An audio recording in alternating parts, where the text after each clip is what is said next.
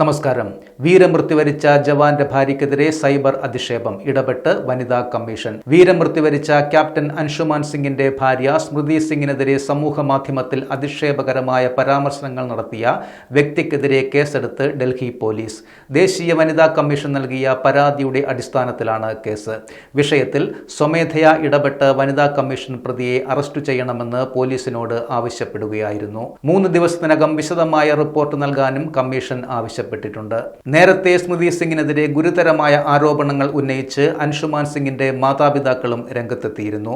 മകൻ ലഭിച്ച സൈനിക ബഹുമതികളും ഫോട്ടോ ആൽബങ്ങളും വസ്ത്രങ്ങളും ഉൾപ്പെടെയെല്ലാം സ്മൃതി പഞ്ചാബിലെ ഗുർദാസ്പൂരിലെ വീട്ടിലേക്ക് മാറ്റിയെന്ന് അവർ ആരോപിച്ചു. തന്റെ മകൻ ലഭിച്ച കീർത്തിചക്ര പുരസ്കാരത്തിൽ ഒന്ന് തൊടാൻ പോലും കഴിഞ്ഞില്ല എന്നും അൻഷുമാൻ സിംഗിന്റെ അമ്മ മഞ്ജു പറഞ്ഞു. ഇതിനു പിന്നാലെയാണ് സ്മൃതിക്കെതിരെ സമൂഹ മാധ്യമങ്ങളിൽ അധിക്ഷേപകരമായ പരാമർശങ്ങൾ നടത്തിയത്. 2023 ജൂലൈ 19 സിയാച്ചിൻ മഞ്ഞുമലയിൽ സൈന്യത്തിന്റെ ബങ്കറിനടുത്തുണ്ടായ തീപിടുത്തത്തിലാണ് കരസേനയുടെ regimental medical officer captain Anshuman Singh വീരമൃത്യു വരിച്ചത്.